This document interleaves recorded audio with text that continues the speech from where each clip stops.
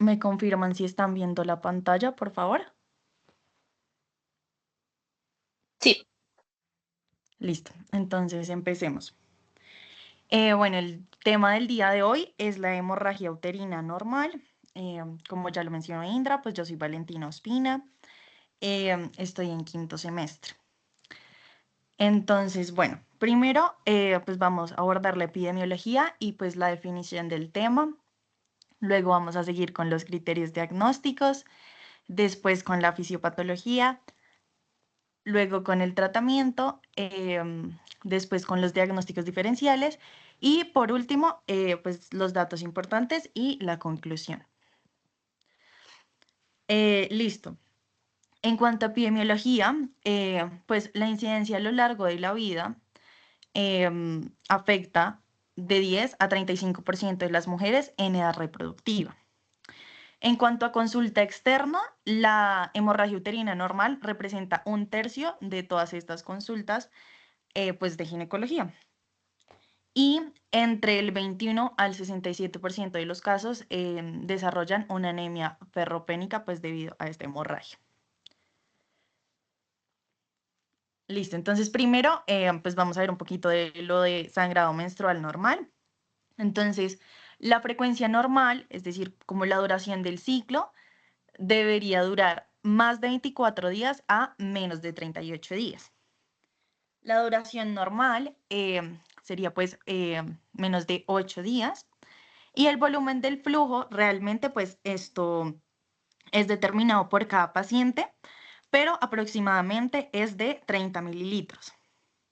En cuanto a la regularidad, hablamos de que hay una variación entre los ciclos más cortos y más largos y es mayor a de 7 a 9 días. Listo. Entonces, ahora sí, la definición pues de hemorragia uterina normal. Esta se define como cualquier sangrado proveniente del cuerpo uterino que presenta alteraciones en la frecuencia, la regularidad, la duración o volumen del sangrado menstrual. Aquí también se incluye el sangrado intermenstrual. Para que sea una hemorragia uterina normal debe cumplir pues con los siguientes o pues con algunos.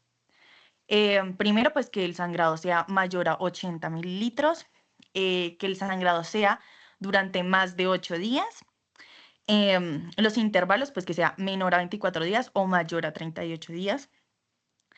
Pues aquí también entra pues el sangrado intermenstrual, sangrado poscoital y también sangrado posmenopáusico. Listo. Entonces, la hemorragia uterina normal se podría dividir en dos, aguda y crónica. Entonces, en cuanto a la aguda, hablamos de que es una hemorragia en cantidad suficiente que justifica como tal una intervención inmediata para evitar que la paciente pues siga teniendo una pérdida de sangre. Ya en la crónica, pues son anomalías en el sangrado uterino presentes durante la mayor parte de los últimos 6 meses. Vamos a hablar un poquito de nomenclatura porque pues esto en el paso de los años ha cambiado mucho. La última vez que cambió fue hace poquito, más o menos. Entonces, listo, empecemos con las anomalías en la frecuencia. Aquí tenemos pues sangrado uterino infrecuente y sangrado uterino frecuente. Se refieren a sangrado uterino infrecuente cuando el intervalo menstrual es mayor a 38 días. Antes pues se llamaba oligomenorrea.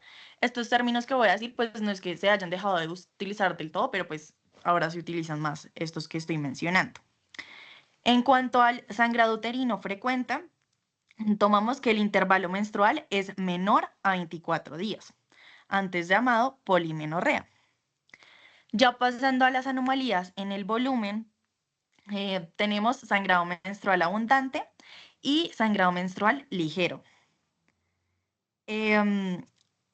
Entonces, en cuanto al sangrado menstrual abundante, pues es una pérdida excesiva de sangre menstrual, pues definida como objetivamente que hay una pérdida como mayor a 80 mililitros de pérdida de sangre por ciclo.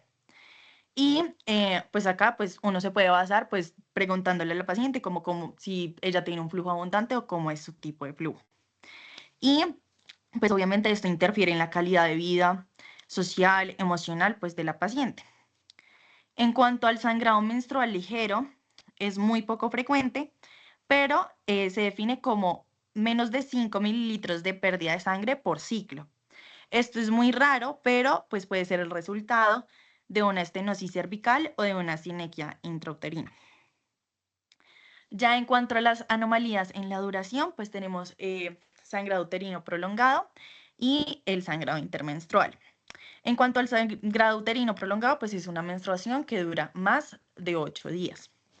Y el sangrado intermenstrual se refiere a sangrado entre inicios cíclicos y pues regulares de la menstruación. Estos pueden ser pues al azar o como tal cíclico. Entonces, antes esto se llamaba metrorragia.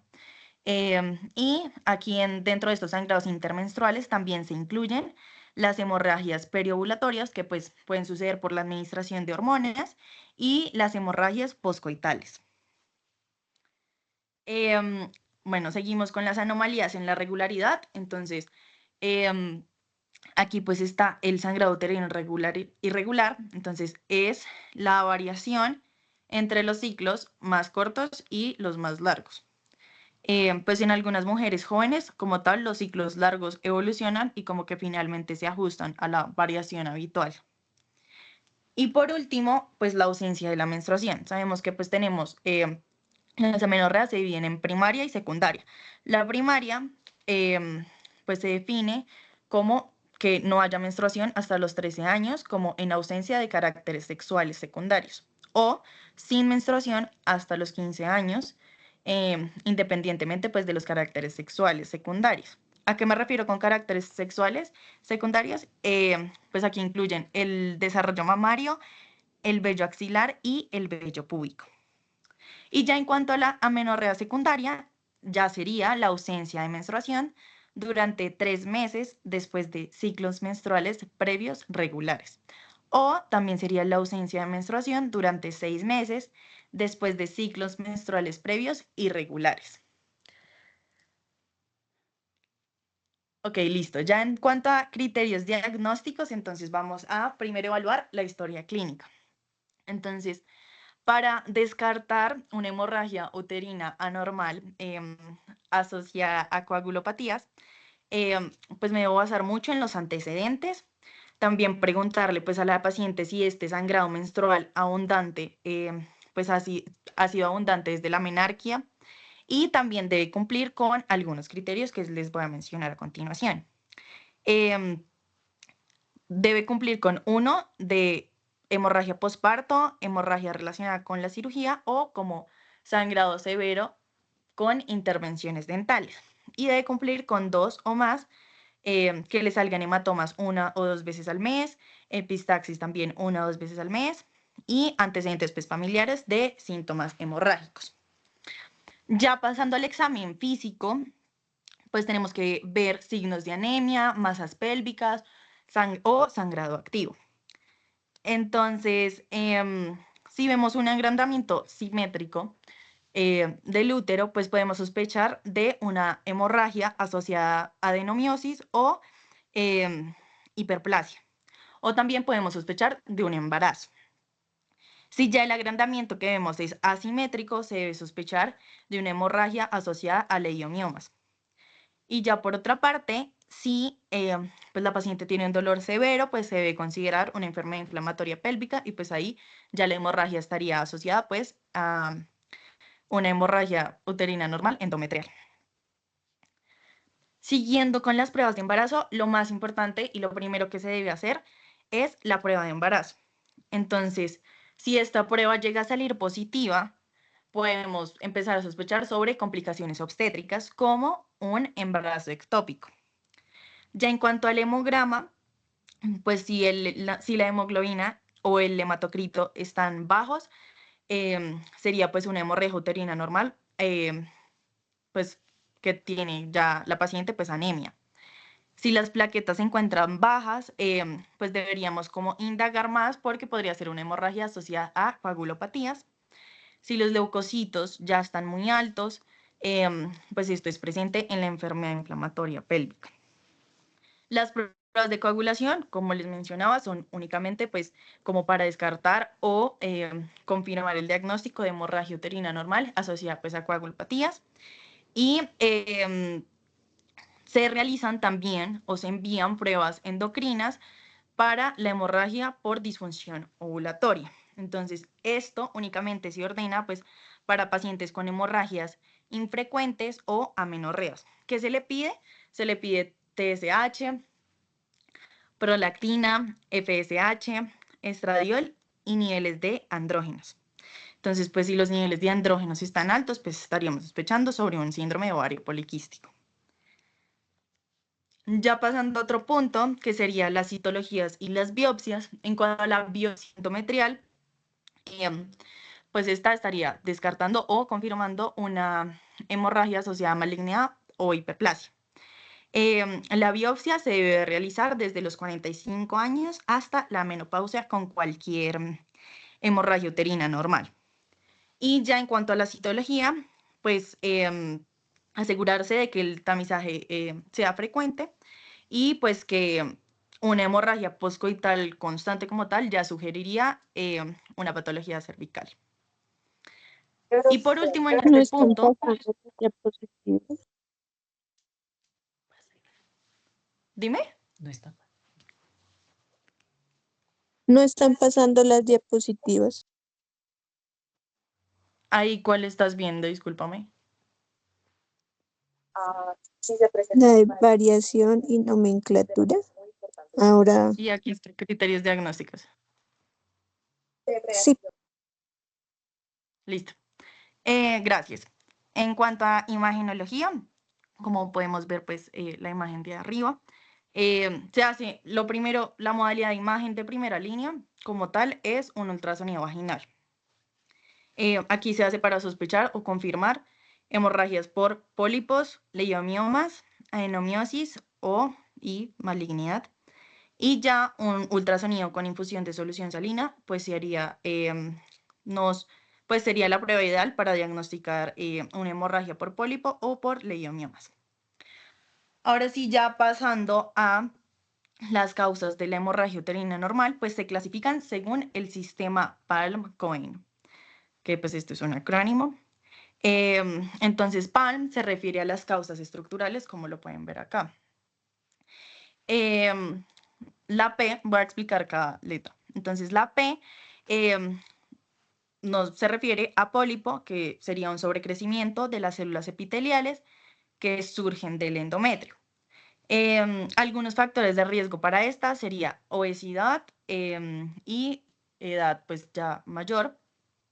Y en cuanto a hallazgos clínicos, pues este puede ser asintomático o puede ser un hallazgo incidental, pero generalmente es benigno. No siempre, pero generalmente es benigno. Ya en cuanto a la A, se refiere a adenomiosis. Entonces es una presencia de endometrio dentro del miometrio uterino. Entonces, este a menudo se asocia con endometriosis.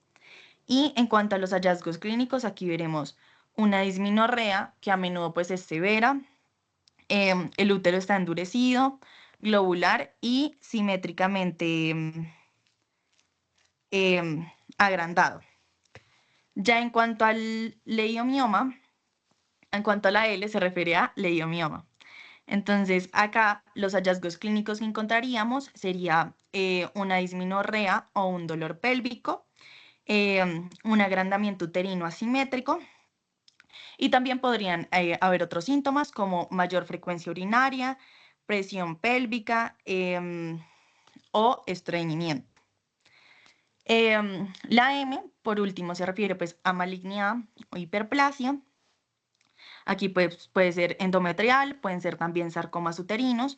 Y en cuanto a los hallazgos clínicos, estaremos hablando pues de una distensión o un dolor abdominal y de un agrandamiento uterino. Ya en cuanto a las causas no estructurales, utilizamos el acrónimo COIN. Entonces, empezando por la C, serían las coagulopatías. Acá se ve en el 20% de las adolescentes con hemorragia uterina anormal. Algunas Patologías comunes acá serían pues trastornos de la función plaquetaria, enfermedad de von Willebrand y pues factores de coagulación deficientes. Entonces acá, como les mencionaba anteriormente, es importante que pues la paciente siempre haya tenido un sangrado menstrual abundante, pues desde la menarquia. Y en cuanto a hallazgos físicos, encontraremos pues un antecedente de sangrado fácil, ya sea sangrado dental o pues también la paciente nos puede mencionar una hemorragia postparto. En cuanto a la OVA, se refiere a disfunción ovulatoria. Entonces aquí pueden estar síndrome ovario poliquístico, que sería pues la causa más común de disfunción ovulatoria. También estaría la menorrea hipotalámica funcional, que esto puede pues, suceder por estrés, exceso de ejercicio, trastornos alimentarios. También puede estar la insuficiencia ovárica primaria y otros trastornos endocrinos. Ya en cuanto a la E, sería endometrial, una hemorragia uterina normal asociada a endometrial. Entonces aquí podríamos encontrar una endometritis o una enfermedad inflamatoria pélvica. Comúnmente pues esta se da por clamidia, entonces aquí la paciente pues tiene un dolor pélvico o dismenorrea y también puede tener una aparición aguda de dolor pélvico acompañada de fiebre. Y en este también puede estar la atrofia endometrial, que se refiere pues a un tejido endometrial delgado, frágil, en mujeres posmenopáusicas. Esta la mayoría de veces se acompaña de una atrofia vaginal. En cuanto a la I, se refiere a iatrogénica. Entonces aquí, esto pues lo puede causar anticonceptivos, pues también incluidos los dispositivos intrauterinos, anticoagulantes, quimioterapia, moduladores como selectivos de los receptores de estrógenos y psicotrópicos, como por ejemplo los antipsicóticos. En cuanto a la N, ya es no clasificada. Entonces aquí pues son patologías mal definidas o extremadamente raras como malformaciones arteriovenosas o una ismocele. Listo. En cuanto a la fisiopatología, hay que tener en cuenta que esto varía mucho dependiendo de la causa. Entonces aquí traje como 4 específicos, muy resumidos, como para darnos una idea de lo que sería como en cada tipo de, como en cada causa que les voy a mencionar. Listo, entonces en cuanto a la disfunción ovulatoria, pues prácticamente, o anovulación, no hay una ovulación, perdón, no hay progesterona, entonces el estrógeno pues es continuo, lo cual causa pues una hiperplasia endometrial y pues esto causaría como tal un sangrado irregular. Otra causa sería pues una alteración endometrial, entonces aquí las prostaglandinas están alteradas, entonces aquí pues la PGE2 estaría elevada y la PGF2A estaría disminuida. Entonces, como resultado de esto, pues habría más vasodilatación, más flujo sanguíneo y pues nos llevaría ya último a un sangrado abundante.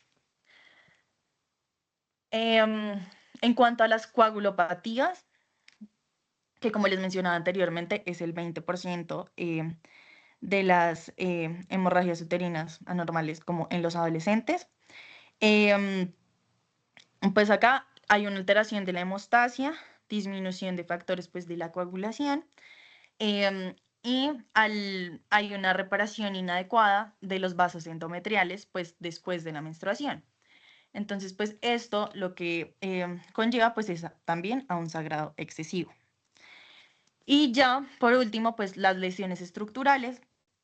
Aquí traje pues los miomas y adenomiosis. Entonces, en cuanto a los miomas, pues hablaremos de que es de que creará mayor superficie endometrial, por lo tanto, pues mayor vascularización. Y en cuanto a la adenomiosis, pues ya hay una presencia de glándulas y estroma endometrial ectópico dentro del miometrio, lo cual conlleva pues a una inflamación crónica, a una angiogénesis aberrante y pues fibrosis y un aumento de la superficie endometrial y vascularización. Entonces aquí, pues por último, pues habría un sangrado muy abundante y dolor. Listo. Pasando al tratamiento, pues esto depende mucho de la estabilidad hemodinámica que tengamos en nuestra paciente. Pero como tal, como medidas generales de soporte en las hemorragias, pues primero hay que estabilizar a nuestra paciente, se hace una reanimación pues con líquidos y en ciertos casos, pues de ser necesaria, se haría una transfusión. En cuanto a la hemorragia uterina aguda abundante, se utilizaría estrógenos conjugados vía intravenosa y anticonceptivos orales combinados de dosis altas. Y también se puede añadir ácido tranexámico, pues como terapia complementaria. Ya una vez más, pues lo menciono, esto ya depende pues de la etiología, entonces en causas estructurales, a veces se hace resección quirúrgica, sí pasa frecuentemente, pero no se hace siempre. Ya más abajito explicaré eso. Y en cuanto al tratamiento médico, pues el objetivo principal es minimizar el sangrado menstrual, pues con terapia de progestina. Entonces aquí lo que se hace es darle anticonceptivos combinados a la paciente o también se le podría dar dosis altas de progestágenos orales. Y la que más se utiliza y el más eficaz, que lo voy a mencionar más adelante, es el DIU con levonorgestrel. Pues ya que este reduce pues un sangrado hasta el 90%. Ya pues también hay que minimizar el sangrado menstrual abundante pues con antifibrinolíticos. Para esto se utilizaría pues el ácido tranexámico, que pues es una alternativa pues a la terapia hormonal y en caso tal de que haya que tratar pues trastornos endocrinos, pues muy específicamente si hay que tratar la hiperprolactinemia, el hipotiroidismo o pues el hiperandrogenismo en casos como el síndrome de ovario poliquístico. También es importante dar suplemento de hierro, pues cuando ya vemos que la paciente tiene anemia y pues analgesia para la dismenorrea o pues el dolor pélvico que tenga nuestra paciente, en caso tal. Pasando al tratamiento quirúrgico, pues esta se divide más que todo en mujeres que desean pues una futura fertilidad y pues ya mujeres que pues después de haber dado a luz y pues de pronto que ya no quieran tener más hijos. En mujeres que desean una futura fertilidad se podría hacer una, pues en caso de que sea necesario, una polipectomía. Entonces, pues se hace una resección quirúrgica de pólipos. O también una resección quirúrgica de los leiomiomas, que sería la miomectomía. Ya pues en pacientes después de haber dado a luz o que no quieran más hijos, se podría realizar una ablación endometrial o una embolización de la arteria uterina, pero pues esto solo sucede como para leiomiomas muy grandes. Y por último, pues la histerectomía, que pues ya sería el tratamiento definitivo de la hemorragia uterina anormal. Listo. Entonces aquí pues traje como tal 3 diagnósticos diferenciales. El primero sería la hemorragia del tracto genital inferior no uterino. Entonces se puede encontrar pues una hemorragia vaginal que pues puede surgir del cuello uterino debido a una cervicitis, que es la imagen que se ve arriba, o a una vaginitis que irrita el cuello uterino.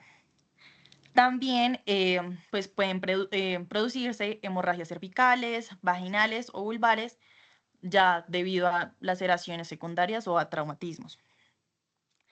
En cuanto a el segundo diagnóstico diferencial, estaría la infección del tracto urinario. Entonces, esta es una condición que pues puede presentarse con sangrado vaginal y que a veces puede confundirse con hematuria. Entonces, por esto, pues se debe solicitar un análisis de orina y un urocultivo. Y ya por último, el embarazo ectópico, pues ya sería la implantación del embrión fuera de la cavidad uterina. Pues la localización más frecuente sería la trompa de falopio. Y pues esta puede producir un sangrado intermenstrual, menstruación irregular y metrorragia.